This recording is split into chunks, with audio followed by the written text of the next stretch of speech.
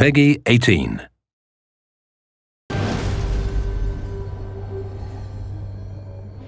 When a player engages with a game like ours, one of the primary goals from a development and design standpoint is to let them play improvisationally.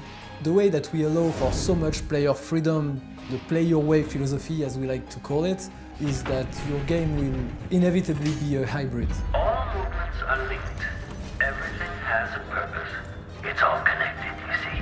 Because you allow the player to do whatever he wants, he needs to be able to sneak, he needs to be able to fight, he needs to be able to steal, to look through keyholes, climb, anything the player can imagine.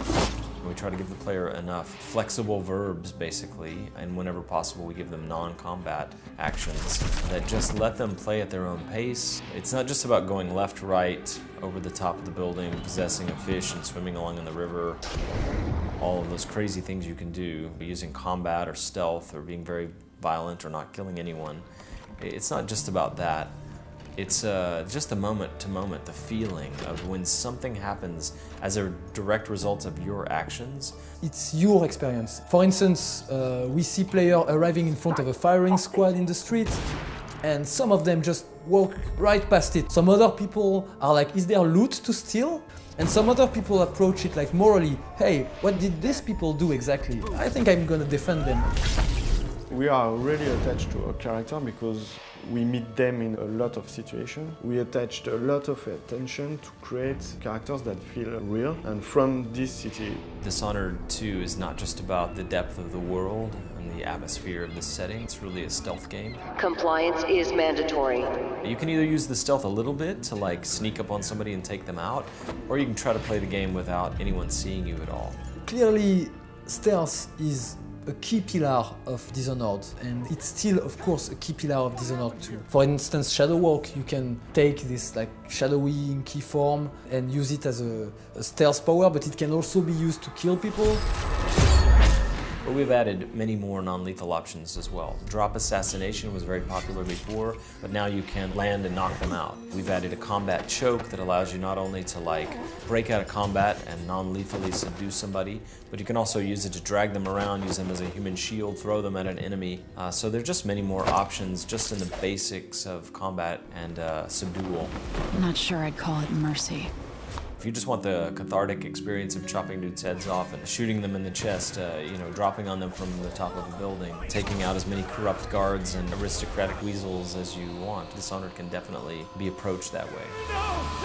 For Dishonored 1, we had the Outsider mark you, giving you supernatural powers. It burns from the inside. When the Outsider offers you his mark, this time in Dishonored 2, you could say no. No, I never asked for your help, and I don't need it now. What does it mean for you? It means that you won't have any power throughout the game. And for us, level designer, it means that you should be able to do everything that the other guys could do with the powers. Sometimes it's more difficult, but at the end of the day, you can finish the game without any power. What are you waiting for? What's going on here? It might sound pretty counterintuitive. As a designer, you build all those like fun, original, sometimes very complicated to actually implement systems. And then you include in your game an option to, lock them away? Why? No. Whatever you're offering, I can make my own way. That's, I think, because we are confident that our core gameplay is interesting enough. And we are confident that the player who makes that choice wants that kind of experience. He wants to be a human being among human beings and feel like he's the best. Like he wants to be Batman and not Superman. We have players who play for the story, we have players who play because they have stealth simulation, because they think Emily's cool or Corvo's cool. Some players move through the game like a shadow without leaving anyone disturbed, and other players leave a big trail of blood and body parts.